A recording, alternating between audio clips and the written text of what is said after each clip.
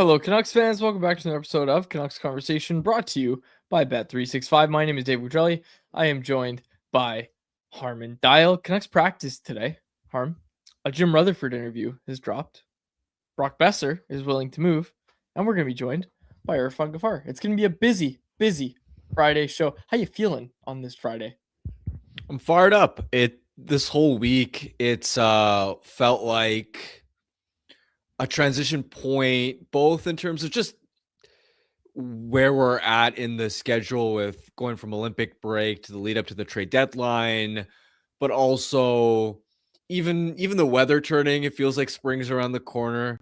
Temperature's been increasing, a lot of sunny days, and then the Myers situation, him being sat out, and some of all this news that's been circulating, the rumors, the speculation in advance of the deadline. It just feels like we're at a point of transition and of change, which is what this organization kind of needs.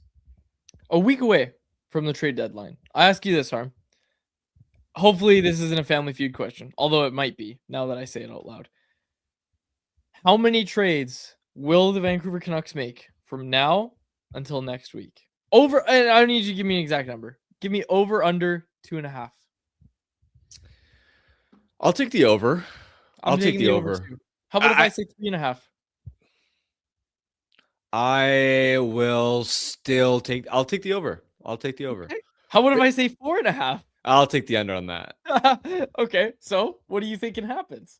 Well, right off the bat, you would expect, just because of the UFAs, right? You got 3 of them, Kane, Blueger, Kampf. That's 3 right there. And so all it takes is one more vet with term to reach 4. And that's what I'm going into this deadline as a baseline thinking is most likely to happen. What I will say though is, before they sat Myers out, who in the market, whether it was locally or even nationally, was talking about Tyler Myers as a legitimate trade possibility? I think everybody knew that, sure, teams would probably call and have interest in an experienced right shot defenseman with playoff experience. But I think everybody's assumption was that because of his no move clause situation and family ties here, spends his summers in the interior, like, we just all thought that's probably not something that the Canucks are going to seriously consider. And yet that's the vet that to this point they've gotten furthest on. And so to me, the fact that nobody saw that coming tells me that to some degree, the front office, like even as media, local and national, we don't fully know what the organization is going to do. Right, we have some idea and in general parameters surrounding like what their total plan is, and sure, on certain guys like Hronek, we feel pretty comfortable about. Hey, they're almost certainly keeping that guy at least. But when it comes to everybody else, it does feel like it's a bit of a guessing game, to be totally honest with you. I don't think they trade all their UFAs. I'll say that. Really? What makes you I think don't that? want to throw out the crazy timeline where they extend Teddy Blueger, but I don't think they're going to trade all 3. I don't even know what reason they're going to give. I don't want to sit here and try to even come up with a reason. I just don't think they're going to trade all 3.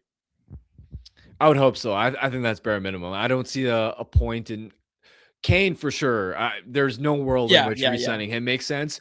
But then between Blueger and Kampf, I can understand that. Yeah, Blueger's been playing well in advance of the trade deadline, but you gotta move on from him. That's why you capitalize on that. You capitalize on that. Jacob, write it down though. I don't think all 3 are gone. I think one of Kampf or Blueger is still here after the trade deadline. Okay. I wanted to get to. Okay, let's do the Canucks practice notes first. Then we'll get to some Rutherford quotes. Irfaan Gaffar is going to join us around 2:15, 2:20 today. So he'll talk with us about some of this stuff. But at practice today, Tyler Myers skates ahead of the main group, not part of main practice, not part of line rushes, not expected to play. Although I did see Farhan Lalji tweet out that he's still going to go to Seattle, which I think is a little weird. It's the 1-game road trip. He's still going to go down to Seattle, but he's not going to play against Seattle. And the latest we've heard, Dollywall's all over it. We're seeing it all over social media right now. Tyler Myers still deliberating over this decision of if he wants to waive his no move clause. Now, what we don't know is if it's just, do I want to waive it at all, or do I want to waive it for Detroit specifically? Although it does sound like it's the latter that's the case right now, that he's trying to figure out if he actually wants to uproot his life and go to Detroit for really the next year and a half, right? Like, this isn't just, oh, you're there for 2 months, you come back home after the season. It's like, no, you're going to go live there next year. It's a big decision. It's a big decision. He's taking his time on it. I'm curious where this goes, honestly, because if he says no, I don't want to waive, what happens next? Yeah, it would be awkward and uncertain. I understand 100% Myers taking his time. This is a huge decision for him, his family, and there's of course the added layer of, if I'm his agent, when the deal was first proposed and I'm first being sat out, I would probably take my time, at least waiting another day or two to see if a team like Dallas, where there have been some reports from insiders that he'd be more amenable to that as a destination. I'd be waiting to see if another team steps up with a comparable offer, and then maybe I've got more options to choose from. But there's a fine line here too, where you can't take forever. The deadline is literally in a week, and a team like Detroit that is trying to add ahead of the playoffs, they can't sit around waiting forever. At some point, they're going to have to pivot to some of the other options that are available on the market, whether it's a Connor Murphy, a more expensive high-end one like a Justin Falk, maybe kicking tires and a guy with term like Zach Whitecloud, maybe a Braden Schneider. The point is, any buying team that wants to get its business done, like, it's not as if these conversations are happening during the Olympic break where you've still got multiple weeks to go. There is a bit of a time crunch on all of this. And again, if you're Tyler Myers, you also have to be cognizant of your NMC shifting to being a 12-team no trade list on July 1st, meaning you're going to lose a pretty significant degree of control over the situation in the summer. And so a lot of moving parts, and it's anyone's guess about where ultimately it'll go. But the fact that the Canucks have gone this far down the road and are sitting him out of games, you would have to think the cleanest solution for both parties would be some kind of exit ahead of the trade deadline. So because Myers didn't skate today, he wasn't available to media, because I know we're going to talk about Canucks practice and people are going to wonder, why didn't Tyler Myers speak? That's why Tyler Myers wasn't a part of the main group. I shouldn't say he didn't skate. He did skate. He was just ahead of time before the main group went on the ice for practice. So he wasn't available to media today. Honestly, like, yeah, if he was available, obviously we'd want to hear what he thinks, but I understand him wanting to just, go through the process by himself, kind of keep it private. Because again, like, no matter how this ends, if he chooses not to waive, he's going to have to talk about why he chose not to waive and all that sort of stuff. He's going to get asked about it. And if he chooses to waive, he'll talk about going to a new place. So anyways, we said it yesterday. We just hope Tyler Myers isn't, dragged through the mud by fans if he chooses to keep his no move clause intact. Because, like, he negotiated that. He's got a young family. He's got reasons that he would want to stay in Vancouver. So I get it. Like, we get it. And I just hope people understand, why he would want to stay if he goes down that road. No one's in the wrong, right? Like, the team's trying to do what's best for the organization and recoup value for him with now that there's a serious offer on the table. And the player also has to look out for his personal interests, his family's interests. And this isn't a scenario where it's, let's say, a 27-year-old unmarried player who is solely thinking of his selfish needs. He's got his wife and kids to think about. You can understand why he's taking his time and wants to be careful about how he handles this whole situation. All right. You want to talk to the Rutherford quotes? Sure. Not much else from Canucks practice. Brock Boeser did speak, and he had, I think it's funny, the quote of, "It wouldn't be a trade deadline if my name wasn't out there." But he didn't have much else to say. So we'll chat more with Irf about. Who would have thought that Boeser, after signing the extension with the no move clause, less than a year later, would be circulating in trade rumors again? And it's different because, again, NMC, he has to approve anything, but just the fact that there are rumors out there again, it's kind of funny. I'm pretty sure when he signed, he did the Canucks Insider podcast with Faber. I'm pretty sure in that interview he said like, "Oh yeah, I'm looking forward to not having to see my name in trade rumors anymore." And he talked about, I want to buy a house in Vancouver, all that. So that's the interesting part of it. And let's just bring Irf in. That's the interesting part of it. Jacob, I'll do the ad read after, but let's just bring Irf in because I think that's a really interesting part of this Brock Boeser conversation is like, what's going on to make Brock Boeser say, yeah, you know what? Fine. For the right scenario, I'll get out of here. Because he was just talking about buying a place in Vancouver. He probably already has bought the place. Like, what do you think's going through Brock Boeser's mind right now? Irfaan Gaffar joins us, by the way. What's up? What's going on? Happy Friday. Yeah, he does have a house here, I'm pretty sure. And that was recent. He just got engaged. His fiance's family's from here.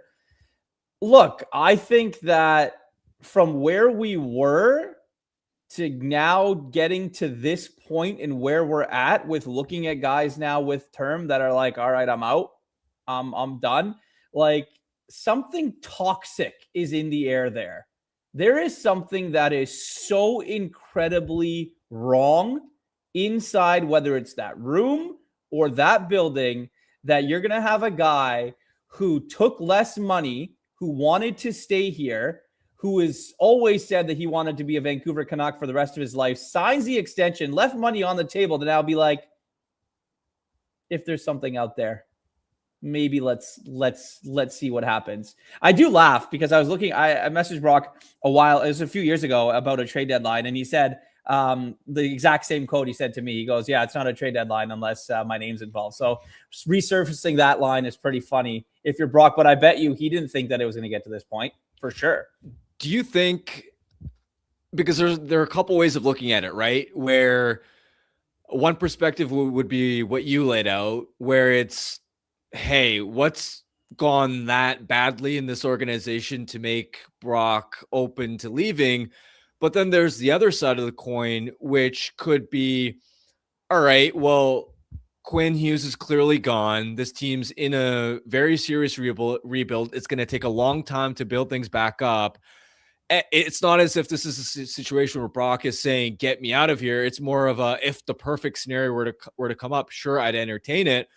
And for a player that hasn't had a chance to really win much in his career, like, I don't know, if I'm in Brock Boeser's shoes, does it have to really be that toxic of a situation for him to be willing to go elsewhere? Because if I was in the player's shoes, I would perhaps be looking at it as, even though I love the city, even though I've started to plant roots here, we're 32nd place in the league. Even when I signed the extension, I didn't expect this exactly to happen. And now that one of my close friends on the team is gone, maybe Elias Pettersson is out the door next. Like, just the whole core is about to, it feels like, maybe get ripped apart. We're gonna have a lot of losing, miserable seasons. And so, sure, if there's a trade out there to the right contending team, to a city where my family wouldn't mind living in, I'd be open to it. I don't know, man. I'm convinced that he is a Vancouver Canuck through and through. Always has, always will be, always wanted to be. I think the fact that this is coming out now just leads me to believe that something has gone terribly wrong there. That, like, he's looking to a point where it's like, okay, yeah, you've illustrated all those points perfectly. Like, contender, chance to win, this, that, and the other. But let me ask you this, just ask you back. Like, what contender or a team that has a chance to win is going to take a guy like Brock Boeser for the next the next 6 years? You know what type of goal scorer he is, but his foot speed, part of me, isn't going to be there for the next foreseeable future. Obviously, with age, you're going to slow down a little bit. It's natural. All good players do. It's tough. And then I think from him from his point of view, it's like, okay, what is that perfect fit? Is it the Minnesota Wild? I mean, that's obviously the easy answer because it's home. But are the Wild going to go and do that? I'm not entirely sure. I think the Wild might try and go get Jack Hughes in 4 years if they can convince, Quinn to re-sign there. You know what I mean? And I think that there's a lot of other places that you look at and say, what is the real fit? And that's the question. So I think from Brock's point of view, I think that he's taken this in stride as he always has. But like, you're right. After signing that extension, I didn't think that we were going to be sitting here talking about a guy like Brock again. Do you think, for the reasons you mentioned, when this first surfaced, in my head, I've still been thinking that he's unlikely to go. Oh, yeah. Just because, as you mentioned, how many contending teams are going to want to take on that whole contract given the down year he's had? And it's two parts. It's not just a contending team wanting to take him, but it has to be the type of destination he'd actually want to go to. And I think to check both boxes, it's going to be very difficult. So as much as we're talking about, hey, maybe he'd be willing to waive for the perfect situation, I still ultimately think on the other end of the trade deadline that he's probably still a Vancouver Canuck, even if the Canucks are motivated to get off of that contract and get off of the player. Is that how you read it as well? Yeah, absolutely. And look, there is so much work for this management team to do in the next week. If all like what they've said since November 24th or whatever the date it was when Jim Rutherford came out and said we're selling, sent that memo to 31 other GMs in the National Hockey League, maybe 32, maybe Patrick Alvin got it too, but who knows? And was like, we're ready. We're ready to open up. Everything's open. Everything is on the table. The only untouchable this team has ever had was Quinn Hughes, and he asked out. Like that, let's be clear. There is no one player on this roster right now that is an untouchable. You don't have Gavin McKenna yet. You don't. I'm sorry. He doesn't exist in your team. You haven't won the draft lottery yet. You're well on your way. But there's Jake DeBrusk. There's the question surrounding Elias Pettersson. There's guys like, you mentioned Evander Kane, obviously, and that's another player, but it's going to be really fascinating to see what happens here in the next week. I don't think that Brock is going to get traded. I think it's the chances that happen, like I tweeted out a while ago, are like insanely low, unless they come to him with an offer that absolutely blows them out of the water. And it's the same thing with Tyler Myers. They loved that offer from Detroit that was a second round pick that they had to go to Myers and be like, listen, this is a real chance we have to improve our team. This is what we have. And Myers is obviously still thinking about it, if that's still on the table, or maybe he's come back and says, you know what? I go, but I'm only staying in the West or Western Conference team. We obviously know there's family reasons for him to want to be here. He's earned that right to have a no trade clause in his contract, or no movement clause. So yeah, we're going to have to wait and see on that. But also the thing for me that is interesting now is, okay, so we've heard the names before. Now Tyler Myers is coming out. Now Brock Boeser's name is coming out. There must not be a market for anyone else. Like all these new player names keep coming out. Remember a couple of weeks ago, Connor Garland's name came out? Like Connor Garland is definitely in play. We know that. And obviously he controls all the cards once July 1st hits. But what's the market for the players on this roster that other teams are going to go, let me give you a second round pick for them. Let me give you a first for them. Like, you just look at the players and look at their production this year. Yes, change of sceneries can do well, 100%. But it's also recency bias. If you're an acquiring team, do you want, and you're willing to give up some chips, do you think that this player is going to put you over the edge? Is Elias Pettersson that player from what you have seen this season? Is Jake DeBrusk that player from what you have seen this season? Is Brock Boeser that player from what you have seen just based on facts this season? Are any of those players the one that's going to lead you and try and get you over the hump to win a Stanley Cup? They traded the guy that could do that. And that was Kiefer Sherwood. He went to San Jose and he's probably going to have a pretty good future there. They're not a Stanley Cup contender by any means this season. They might get into the dance. Who knows? But that's the guy that they, before the season started, everyone said that, okay, he's one. Teddy Bluger's another guy. He could be serviceable, but is he going to put you over the edge? And that's when I look at it and say, like, you're going to see some of these other teams, the St. Louis Blues, the Toronto Maple Leafs. You're going to see teams that are now going to start to fall below the playoff bar. And in the next week or so, other GMs where they have contenders are going to look at rosters and compare them and say, do the Leafs have more guys that we want on their roster than the Canucks? Should we go and instead of what we were going to give the Canucks for a Jake DeBrusk? Do we try and go to the Leafs and see if we can get Bobby McMahon out of Toronto? These are situations and conversations that are happening around the National Hockey League right now with GMs. When you look at it, the Canucks were well ahead of it, and I will give them all the credit, but they didn't do anything after getting well ahead of it. And maybe there just wasn't offers. Maybe there just wasn't anything going on, and that's totally fair. But we sit here with a week to go until the next deadline, and if we hear Patrick Allvin or Jim Rutherford say after the deadline, if they don't make any moves, we were in on everything, we were in on a lot, then what's going on there? Okay, so I was going to ask you for your thoughts, your over-under, because I have a follow-up to what you just Love said. those. You just brought that up too. Over-under 3.5 total trades for the Canucks before the deadline. Under. Okay. 3.5 means 4. So if you take that over. Yep. So you're saying under. Okay. I took the over because I thought the 3 UFAs should be gimmies. Kane, if you're trading someone for future considerations, does that count as a trade? Or like if I wouldn't count players on this current roster. On this current roster. Yeah, under. I think under. I'm curious why I said that, because in my mind, I'm like, Kane, Blueger, and Kampf should be gimmies, right, as pending UFAs, and then all you need is one more, whether it's a Myers, whether it's Garland, like pick your vet. All you need is one more. That was my thought process. Well, that's the thing. Pick your vet. 2 of them have full no moves. Connor Garland's going to be the interesting one. And I don't think they're trading Elias Pettersson until the summer if they decide that that's something that they want to do in the avenue that they want to go down. I agree with you, though. Kampf may be serviceable.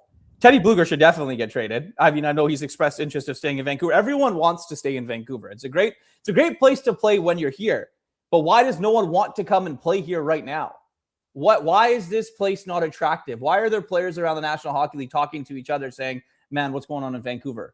Why are players messaging me and being like, well, what's going on? Or other circles that you've heard around being like, what the hell is happening in that city right now with that team? So with that in mind, Irf, we just talked about trade values, right? Do the Canucks need to, quote unquote, lose a bunch of trades so that they can just get a reset here and just get some of these vets out and just get the next wave started? Like, to me, you got, and again, I know you were talking earlier about, there's something toxic in the air or whatever verbiage you used. Like, you've got to reset this core, this culture. Like, you have to give it a reset. It was poo for the last 10 years. Like, you have to give it a reset. And I think the way to do that is, you maybe you got to give up a player that you like or a veteran that you liked that you just extended or whatever it is. Maybe you got to give that guy up for less than you were hoping to. But just for the sake of we're resetting and we're getting a new wave in here, we're clearing out the air. We're clearing the air. We're going to take a wash on some trades here. Do you agree with me? Do you think that's something they have to do?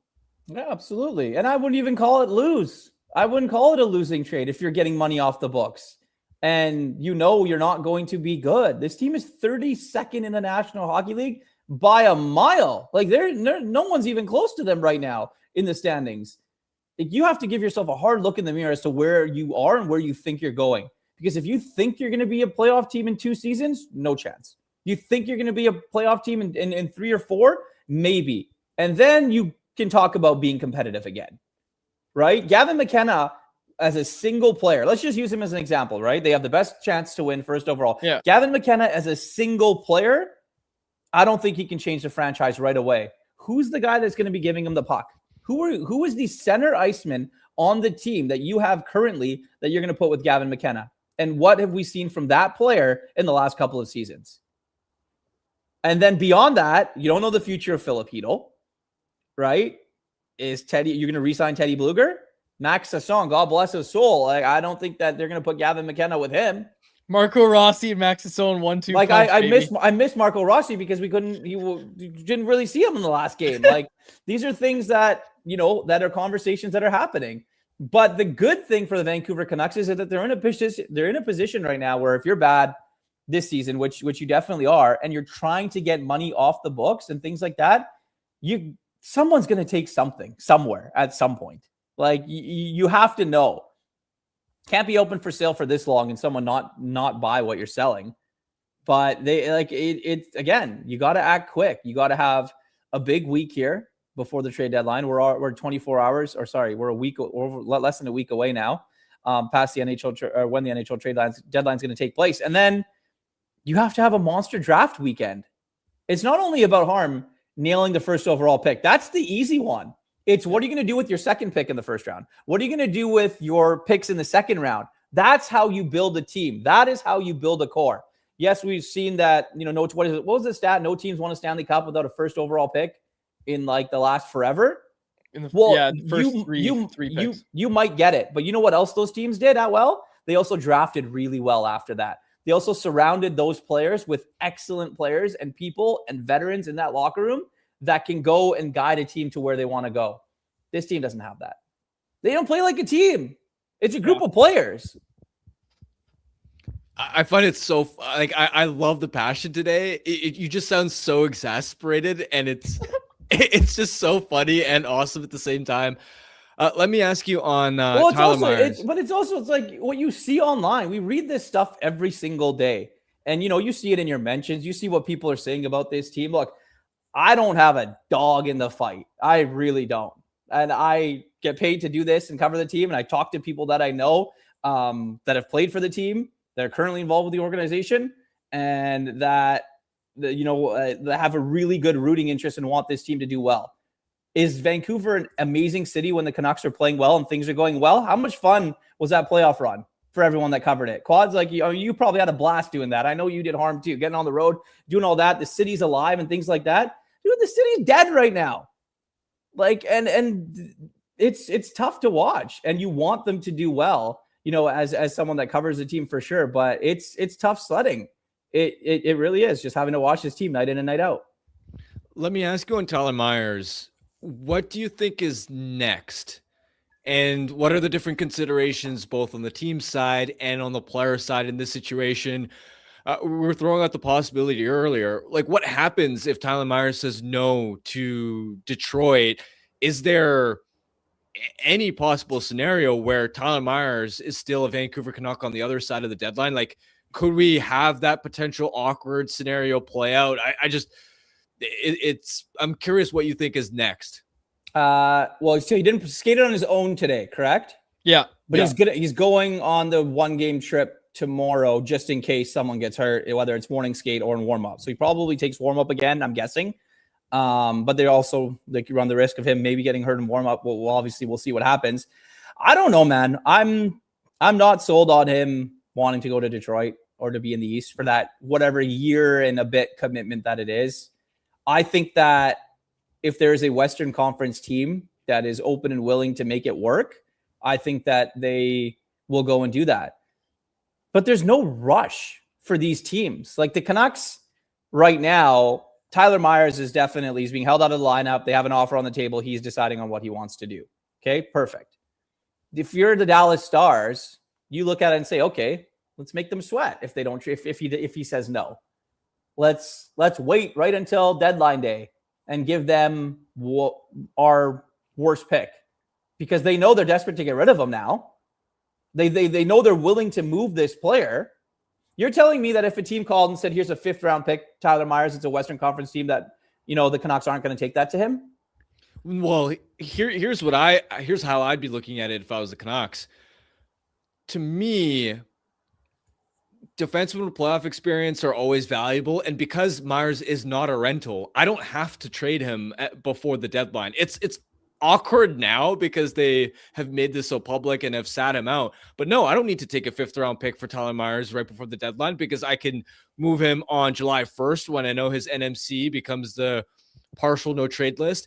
And even at next year's deadline, I could hypothetically, like, you see guys like Luke Schenn went for a 2nd round pick last year. Brian Dumoulin as a pure rental went for a 2nd round pick. Like, if the best offer I can get today is, let's say, a 4th round pick for Tyler Myers ahead of deadline, I'm not taking that, because I am confident that between now and next year's deadline that I should be able to recoup more value. Harm, he's going to be 37. He's going to be 37 years old. He hasn't played well this season. And knock on Tyler Myers. Great veteran, great leader. The Bume, about the clips about him, making Myers makes him feel comfortable, texting him, welcoming him in. That's what you're getting. but the on the ice product. He had his contract year in his contract year when he signed that contract. Since, what is it? Jackson Lacombe is the only defenseman in the NHL that's been on the ice for more goals against than Tyler Myers. The PK, if you're getting him for a PK, the Vancouver Canucks PK ain't very good right now, and he's a big part of that. Jeff and I talked about it on Rinkwide the other night, and, Jeff obviously laid into a number of different reasons as to, just the play on the ice. He's not getting any younger. You're cashing in on Tyler Myers right now because I'm not entirely sure that someone's willing to give something up for a guy that's going to be turning 37 next year. You know who else is 36 years old? Luke Schenn. Luke Schenn. And at last Luke Schenn also has 2 Stanley Cups. He's also a worse player than Tyler Myers. And let's come on, or if you can't deny that, as much as we all love Luke Schenn, he does not have the top 4 experience that Tyler Myers has, and he's a slower defenseman too. And at last year's deadline, it wasn't just he went for a 3rd round pick; he got a 2nd and 4th round pick. I'm not saying for Myers you need to match that return exactly, but if you're the Dallas Stars, you're gonna lowball me with the 4th or 5th round pick, I'm gonna tell you to get lost. And why has no one done it? Why has no one given up a 2nd round pick for this guy yet? Detroit just offered one. Detroit just offered one. That's what I mean. But no one else has come out and been like, we want Tyler Myers. Take this. Let's do this. But this story also only came out two days ago. Yeah, but he's got, what did he had the offer for, so the story came out 2 days ago. He's had the offer 3 days before that. You don't think that they're having conversations with other teams? You don't think when a GM calls, they're having conversations about every single player on that roster while they have him on the phone? If, let's say, Steve Yzerman calls about Tyler Myers, that's not the only player they're talking about. There's so much going into consideration. If someone's calling about Jake DeBrusk, they obviously go through a list of players and things like that and have these conversations. I'm taking Luke Schenn over Tyler Myers in a situation where a contending team wants a player to only have a certain amount of minutes, and you want to be able to, get him to be getting to a point where you can play him and have him in different positions. Why not? I'm sorry, I'm taking Luke Schenn in that situation. No, I disagree with you pretty heavily there. I think that's good. Myers is I think he's a much better skater, and Schenn's been pretty rough in Winnipeg lately. I get your overall point, but to me, there's levels to this, right? I'm not saying the Canucks should wait. That's the top preference. My point is, I think Tyler Myers' market value should be in the 2nd round pick neighborhood, and that if you fall way below that, and we're talking like a 4th or a 5th, I'm not giving him up for a 4th or a 5th. Some team, we see crappy depth defensemen all the time, like the Ilya Lyubushkins of the world. How many times has that guy been traded for like a 4th round pick? And you can't tell me that Lyubushkin is a better player than Tyler Myers, even at the age of 36. I'm not entirely sure. I think that the market for these players and the way that they're evaluated by whether it's teams, whether it's the organization or whether it's us or fans, I think there's a little bit of a bias to it, especially living and covering this team on a day-to-day basis. The Winnipeg Jets stink. No, don't disagree with you on that. And obviously a lot of guys, they have one line, and beyond that, they don't get anybody that scores, and they don't defend very well either. But you look at the Vancouver Canucks and you see the amount of minutes that this guy eats and the glaring mistakes that happen night in and night out. Some of those are correctable, but other ones, man, they just aren't. And I'm thinking for a team that is really looking to go on a run here, is that a guy you're willing to have? I mean, you probably already set in your top 4. You probably already got your PK guys, but you're still going to have to put them on the ice. You're still going to have to play. And I think the key is, right now in Vancouver, he's playing matchup minutes. He's playing top 4. He's defending top lines. He's going up against, if Vegas is in town, here's Jack Eichel on a plate for you. He's PK1. So, all right, Edmonton's in town. Yeah, you're having to defend Connor McDavid right now.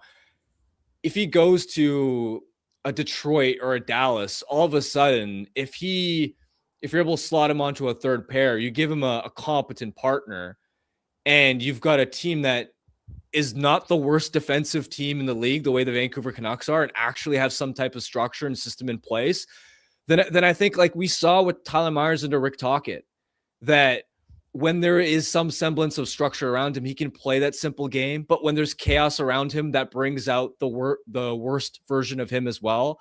And I think, like, to me, I'd be more worried about, Tyler Myers as a contending team. Tyler Myers is declining and he's completely washed up. If I saw that his physical traits were deteriorating, if I saw his skating and went, he looks half as quick as he did compared to 2 years ago. But I'll ask you, like, I don't think it's his skating that's fallen off. It's just a lot of the reads, the turnovers, which I think a lot of that would get fixed if you're able to shelter him, put him in the right position to succeed. And even in the case of a Detroit, Detroit would be bringing Tyler Myers in to play on the second pair with Ben Sherratt. They wouldn't be asking him to play on the third pair, which I think is asking a lot of Myers to play, second pair at this stage in his career. But the point is, like, they would ideally want to have Seider, Myers, and then Axel Sandin Pellikka as their third pair RD.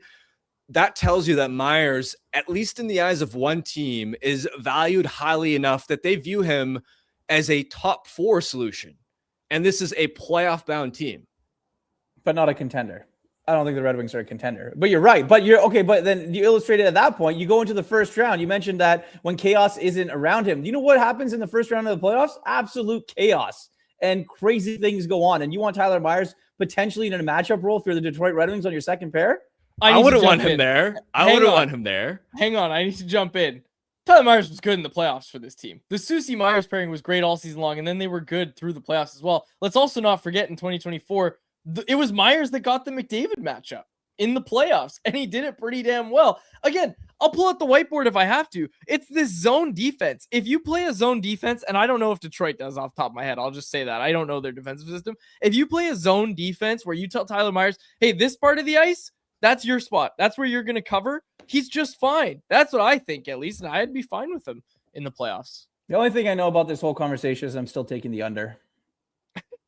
Because we just haven't seen them go and do it when they say they've done it. I agree. And I want to be wrong. I want to be talking with you guys the Monday after the trade deadline and be like, I was wrong. I'll eat my words. I will shut the hell up. I don't know anything. But we just haven't seen it. I said the exact same thing, and you know what I said is they're not going to trade all their UFAs, but I don't know what excuse they're going to give yet. Like, I don't know what it's going to be. It might be, well, we need some people to play here, and Teddy Bluger really wants to be here, so we're actually going to try to negotiate with him and get him on a team-friendly deal. I don't know if that's going to be it, or if it's going to be, teams with Tom Verlander don't rebuild, or whatever it is that they come out and say. I don't know what it's going to be. I just don't think they're going to trade all 3 of their UFAs. Yeah, I don't know. I like the Harms under because you gave me the 3 gimmies, but are they gimmies when it involves this team? Like I'm being optimistic here, bro. But... they're at the free throw line right now. You just gotta make them. Yeah, that's so true. Can you trust the Canucks to make free throws? You just got to make them. Yeah, that's fair. That's fair. I guess I'm just a little more optimistic than you guys. I'm not a pessimist. I just think that I'm just trying to speak on the last couple of years and what we've seen. That's it. And what I've heard and what people tell me. The Myers and Luke Schenn conversation was great because I'm still taking Schenn any day of the week. But I think you're so wrong. Like, we're debating in a friendly way. Yeah, but, 100%. Of course. But like, have you seen Luke Schenn play for the Jets this year? I love Luke Schenn. Like, my brother, have you seen Tyler Myers play for the Canucks this season? Luke Schenn was bad. Like, there was a stretch where early in the season, someone brought the stat up, I think in November, where it was from when he was acquired, including the playoffs and the first part of the season, that there was a stretch where the Jets were outscored 18-0 with Luke Schenn on the ice. 18-0 at 5-on-5 with Luke Schenn on the ice. Like, it was a train wreck. And the Jets, like, yeah, they haven't been good at all this year, but they're still not the Vancouver Canucks, where I think the environmental factors are even worse here in terms of dragging the defenseman down. No, absolutely. I think that, look, it's the defense, it's the system. You can call it what you want it. I think that, like everyone's mentioned, it's chaos. It really is every time that they step on the ice. But yeah, it's going to be an interesting week. I wouldn't be surprised if he doesn't get moved. I really wouldn't. I hope I'm wrong. Again, I hope I'm wrong with all the UFAs and maybe a guy that's under contract. I really do, because you want to see this team change in a direction in a positive way. Like, you can't run it back next year with what you have in the core here, can you? There's absolutely no chance you can run that back. Okay. No one's allowed to say Myers or Schenn for the rest of this conversation. Okay, I'm putting a veto on it. We need to get some ad reads eventually. But Irf, I wanted to ask you, we didn't even dive into this Jim Rutherford interview with you. Jim Rutherford speaking on 100% hockey. We were going to dive into them after we let you go, but I figured we might as well just do it now as well. The one that stood out to me the most, I think, is the Filip Hronek stuff. Like Rutherford talking about how like we have a very short list of players that we won't trade, and Filip Hronek's on it. And then he said, and then we have a very, very short list of players that will be the next captain. We'll visit it in the summer. And then he talks about Filip Hronek being absolutely here. I'll just read the whole quote. Hold on. I literally wrote about it for Canucks Army. Let me get you the whole quote so it's full proper context. All right. He said, we haven't gotten to that point yet of naming a captain. That will be a discussion in the summer, but in my opinion, he would be on that very short list for sure. He has all the qualities to be a very good captain. What you see on the ice is what you see off the ice. He's a leader. Now, Harmon and I have had this conversation. Both of us very much so disagree with the idea of naming a captain, and even more so naming Filip Hronek as the next captain. Well, firstly, who else is there other than Filip Hronek? Yeah, I just think you don't name a captain. I think so too. I don't think that they can do that though. It's not going to be Elias Pettersson. I mean, who knows if he's here? And then beyond that, you look at veteran guys with term on this roster. Well, Brock Boeser is apparently going to get traded now. Jake DeBrusk wants out. Like there's nobody. It would have to be Filip Hronek. And obviously with his, agent coming out and saying that, he's not going anywhere. He's got a no movement clause for a reason. Loves it in Vancouver, wants to be here, wants to be a part of what the Canucks are doing. It would be the easy answer. I think there's a lot more that goes into being a captain of a team than, just wearing the C and going and talking to the refs every single whistle. I think that the off the ice stuff is definitely a very large part. I think when you look at things that players do in their communities, whether it's financial donations, we just saw Sasha Barkov with the hospital in Florida donate $1 million, or it was a 7-figure amount, whatever it was. Daniel Henrik Sedin, obviously have donated a ton of money. Yeah. Quinn Hughes had his firefighters thing. Bo Horvat obviously had charitable donations and things like that. I think that there's just a lot more that goes into consideration. Also, your job is to meet the media in the good, the bad, and the ugly, when it happens. And I think that if Filip Hronek is going to be that guy for this team, they have to be 100% sure that he's willing and wanting to accept all of that. And I think for sure he is. I do. I think if that was handed to him, it would be a complete honor. But I think for Filip Hronek, they have to make sure that he's the right guy. All right. Irf, thanks for taking the time today. Sorry we took so much of your time, but we appreciate you stopping by today. No worries. Anytime, boys. Take care. Have a good show. Thanks, Irf. Irfaan Gaffar. Check him out on Rinkwide Vancouver after every Canucks game. 24 left. But who's counting? All right, we got to get some ad reads. This one, Irf, was actually brought to you, believe it or not, by Pacific Blue Cross. Win the ultimate Canucks road trip. Get Pacific Blue Cross travel insurance for your chance to see the Canucks on the road, complete with flights, hotel, lower bowl tickets, and more. No purchase necessary. Contest ends February 28th, 2026. Open to residents of BC only. Enter now at pacificbluecross.ca/Canucks. All right.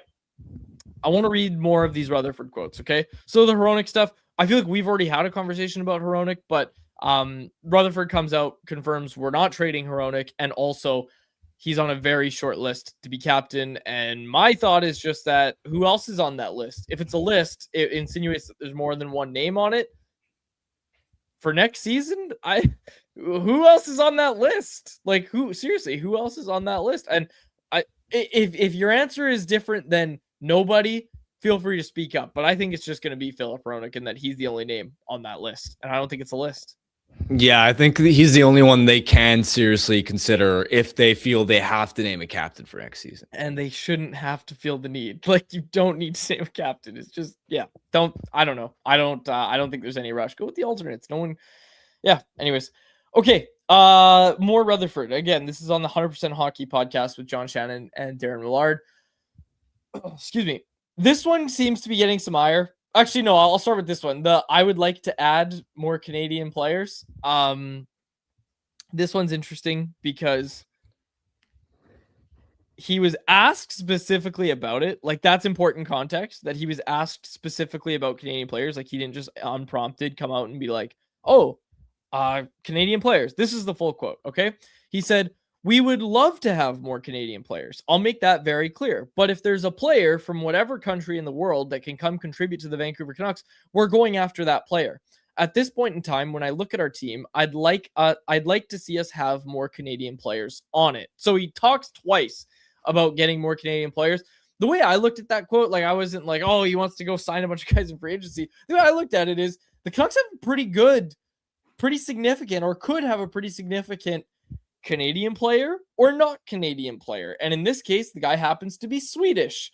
That type of decision that they might have to make at the top of the first round when it comes to Gavin McKenna or Ivar Stenberg.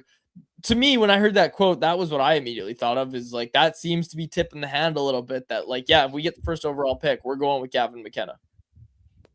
Is it though? Because we saw Dollywall reporting today that he thinks Stenberg's ahead of McKenna on their current draft board. I didn't necessarily take it to be. I don't know how often Stenberg the draft board gets updated, but I was told at the start of the month that they loved Stenberg. This is the start of the month, okay? But what's happened since then? McKenna's gone off, and now all of a sudden his scoring rates are looking a lot better, right? Like, and again, I'm not trying to say like Dollywall's got old info. I'm just saying, when I was last told, and I was told before, that Stenberg was ahead of McKenna on the Canucks draft board, that was at the start of the month. And admittedly, I haven't heard anything else. Otherwise, maybe I got to check in, but I don't know how often that gets updated. I don't know. I think it's hard to ignore. And again, that Rutherford interview is very recent. I think it's pretty hard to ignore what McKenna's doing right now. I agree that McKenna 100% should be number one on their board, but I didn't necessarily take that Rutherford quote to be a specific, to specifically pertain to McKenna and Stenberg. And honestly, I think the quote itself, he's right.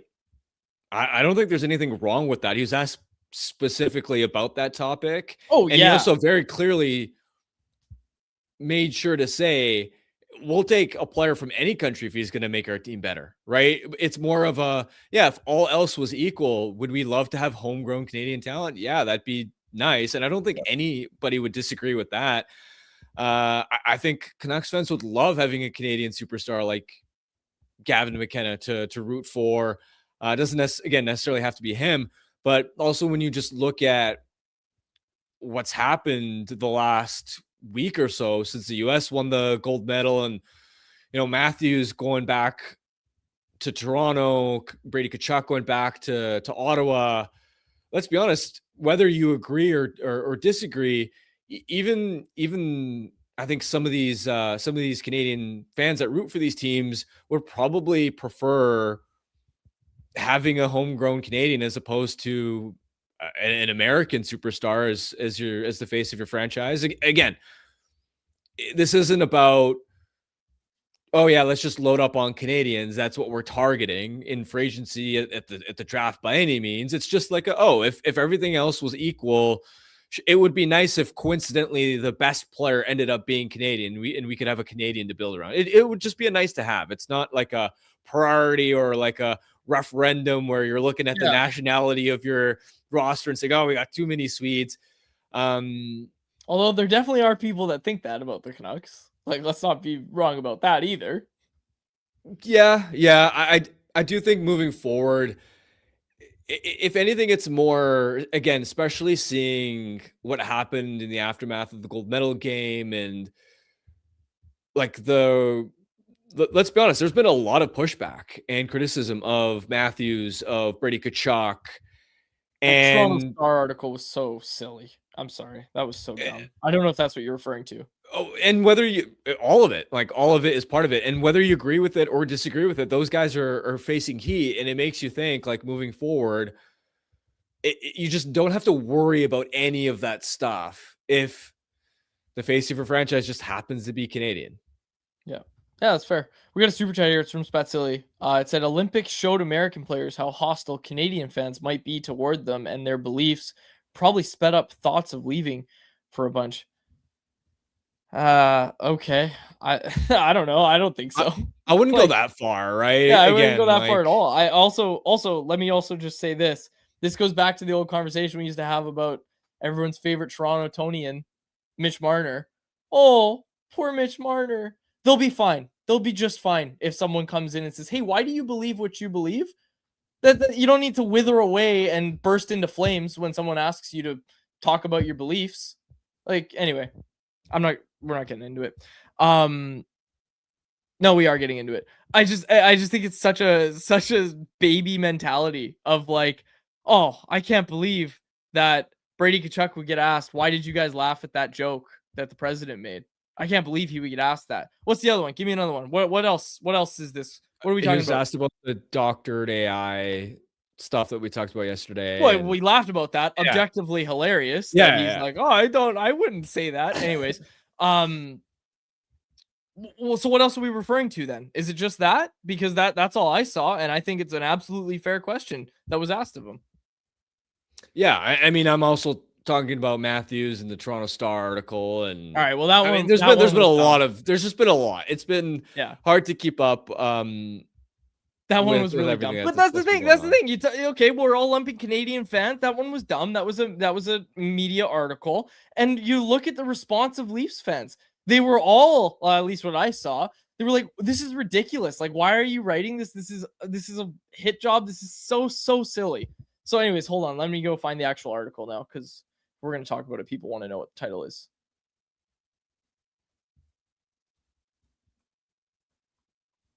It's funny. I saw it getting a lot of full disclosure. I didn't read the article, but I just saw. So I'm not exactly sure what was said in it, but I just saw. Oh, they updated the title. Very hard. Yeah, they updated the title. Hang on. Let me go find the original. Wayback Machine. Get the Wayback Machine going. I don't even know what that is. Is that a thing? You don't know about the Wayback Machine? What the Wayback Machine is? No. It's the Internet Archive. So like you go to waybackmachine.com and you pop in a URL and it shows you like old versions of sites that have been archived going back like decades. Some stuff goes back into the 90s. It's fantastic. It's a really important tool when you want to go back and look at how the internet was at a specific time. I'm gonna spend a lot of time on that, but this is the headline, okay? This is the original one. Austin Matthews made his choice, seemingly putting the party and the president ahead of the playoffs. What are we talking about?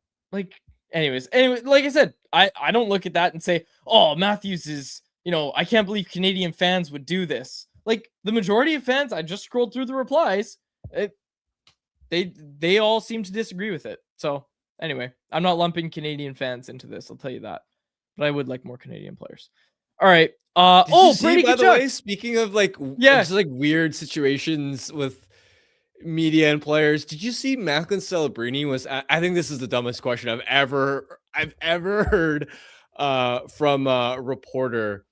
Macklin Celebrini, and I'm paraphrasing here, but he was essentially asked, "Would you do it again?" Like after he answered a question about the Olympics, and Celebrini just looks confused, like what? And he goes like, "Would you go to the Olympics again in 4 years?" And Celebrini just looks at him like, what the hell? Yeah, of course I'd go again.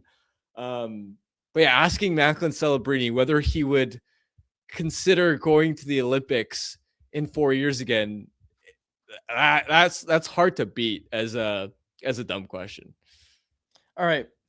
Brady Tkachuk. There's another Brady Tkachuk thing that we all wanted to talk about. Jacob sent it to me.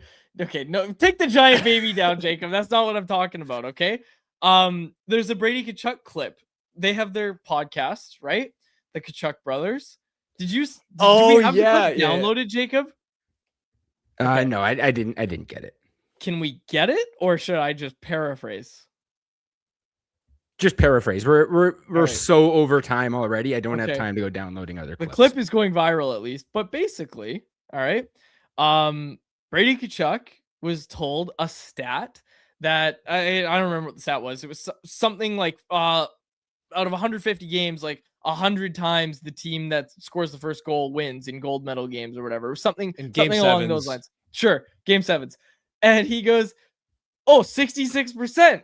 And he thinks he's got the answer. Also, he got the incorrect number. That's important context as well. So 75% was the 75%. Actual. And he goes, 66%. And he gets all excited that he got the right answer. And he goes, "That's for all of you people that think I can't read." And he was so proud of himself. So he solves the math problem incorrectly and then thinks that that's proof that he knows how to read. Loved it. It was good. It was really, really funny. I think the Brady Kachuk can't read memes because they've been going on well before the Olympics. I don't know how many people who listen to the show are on Instagram, but they've been everywhere. And I see, like, I'll see one of those posts pop up in my feed, and some of my friends who are not hockey fans have been liking it. So it's like gone mainstream, and each one will get like 30,000 likes. I sent it to you, but my wife texted me the other day. She goes, "I want a Brady Kachuk can't read shirt." And I was like, "What? Where did you see Brady Kachuk can't read memes?" And yeah, they found her too. And some of them are so creative and funny. Anyway, but like they've been nonstop. There are a million of the variations. They all go viral, and so obviously he's like that's what he's referring to when he said like that's for all you people that think I can't effing read. I also love that he's playing into it a little bit though. That he was jokingly saying it, like he wasn't angry, like he was. Oh, of course, yeah, of course, yeah. And I do really like that he's that he's talking about it. I do like that he's not just ignoring it. Like those people are so mean. I like that he's getting into it a little bit. It's good. It's funny. All right, yeah, Jacob, book Brady Kachuk. I am Don B said that on in the chat. That's a good chat. Oh yeah, so we were supposed to get to anyone else. We didn't really do that, but I want to tell you regardless about our sponsor for anyone else, which is Greta, a great spot for all games, home and away. You can skip the line, not have to pay cover on game nights if you're wearing the home team's gear. And of course, there's also the game day specials at Greta, including $3.33 off select food items, $3.33 for select drinks, and more. With the arcade, bar, and street food menu, make Greta your spot to watch the next game. All right. I guess anyone else today will just be the Tankathon. I got it ready. Yeah, I got nothing else. All right. So if you guys remember yesterday, Canucks dropped. It was LA 2, Calgary 1.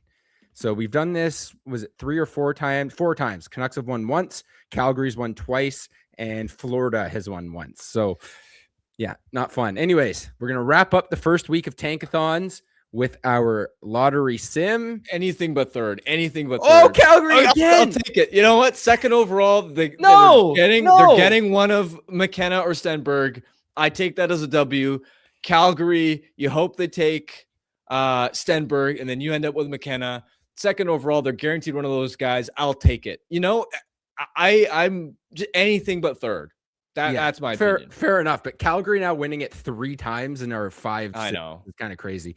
We gotta call up our friends over at Flames Nation, get them to react every time we do this. So clearly Calgary's winning all of these for us. I don't know if the Canucks end up getting one. I don't know if I trust them to take McKenna.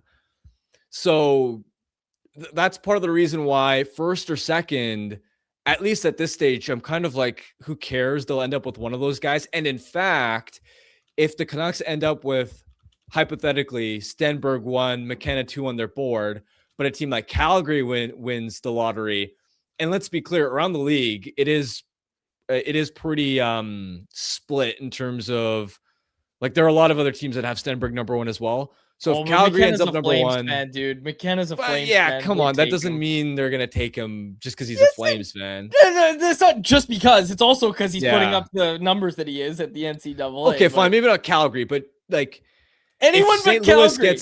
If St. Louis gets 1, they take Stenberg because they have the other brother. The Canucks are at 2. They end up with McKenna, who maybe is the better prospect anyway. Like that's a scenario where you end up with a second overall pick, and that could somehow be a better outcome than if you got first overall and maybe you take Stenberg ahead of McKenna if you don't trust the Canucks to make that pick. Are we sure that Tankathon's algorithm is correct? Someone asked that in the chat, and I am done. Yes, said that in the chat. I just responded. Yes, it's very basic odds math.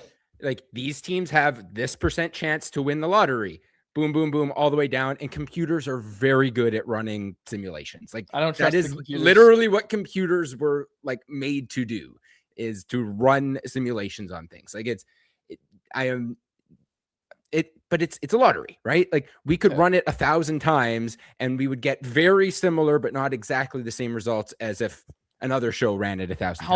How much do those bingo ball machines cost? You know the ones I'm talking about? They shoot the air. So you're saying you want to get an actual like Yeah, I don't trust lottery ping computers. pong I don't machine? trust computers. I'll do it myself. I'll do it right here. Okay, I got Quads. room right I will. beside me. I will look it up. We'll see if we can get a ping pong lottery machine expensed, and you can run an actual lottery simulation in your office. I'd really like to see you figure out how to make that work. Yeah. Like I'll with wear the my good like sweatband. I probably wouldn't be. I feel like I'd have to spend a lot of time thinking about how do I actually get this machine to work with all the right percentage What do you mean? odds You for all the plug right it in. teams.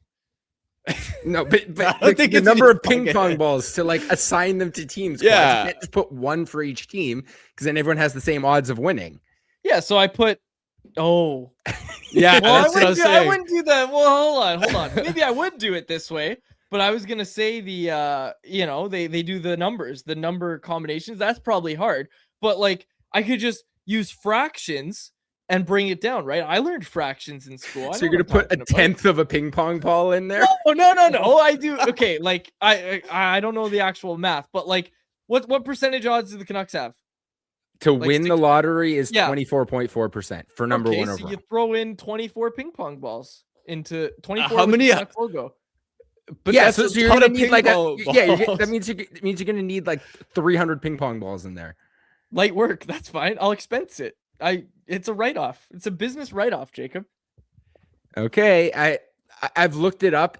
They have a bunch of like the bingo rollers, but that's not really what we're looking for. I don't think they sell ping pong ball lottery things because they don't really want the public using them for illegal lotteries. Would be my I've guess. got an idea. I've got a So new you idea. might have to source it somewhere less reputable gonna- online. I've got an idea. Okay, we're gonna get a little box, like a cardboard box. I'll fill it with all the ping pong balls needed. I'll draw a logo, and then I'll dump it on the floor, and then I'll let Bert go pick one, and whatever Bert picks, that's who wins the lottery. And that's Yeah. math. That's Yeah, There you go. surely. That's fair. Yeah. that's scientific-ish. Well, maybe he likes a color more than the other. No, they'll all be white. My dog. Oh, here we go, Quads. hold I on. found- I was about to out my dog as a white supremacist real quick, but anyways. I found one on Amazon for $438.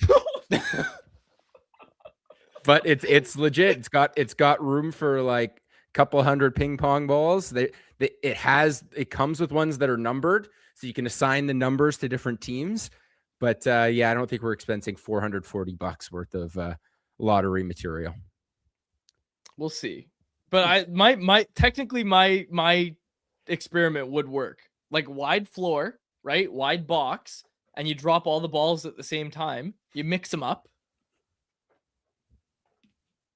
Nick Pochak in the chat said Quads and Brady Tkachuk are going to do the draft calculations together. I would pay a lot of money to watch that.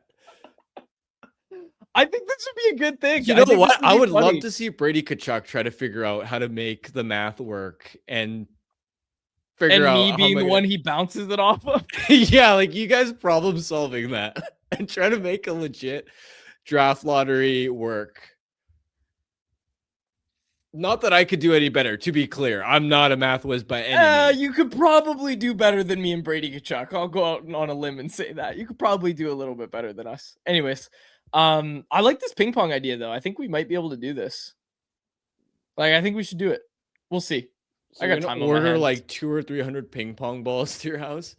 Yeah, like once the Canucks are out of the regular season, once that's over, I got like a 2-week period where, things kind of slow down for me a little bit. I'll get my ping pong balls, my Sharpie, and how long would it take me to properly do that? Probably like what, an hour tops? Yeah. I can do that. 8-hour workday, no problem. What are you And gonna then do we'll live about stream all it? the ping pong balls after? A sweep. It's okay. Sweep it back in. And you're gonna keep them? No, landfill. What a waste. Well, I don't know. I'll put them on the Facebook Marketplace. Yeah, because I'm sure there are a lot of buyers for 200 ping pong balls. Dude, you sell them in heats of 10 and you target here, business idea. Write this down, Jacob. You buy your ping pong balls, you run your simulator, you make content, you post on YouTube, right? You make money off that.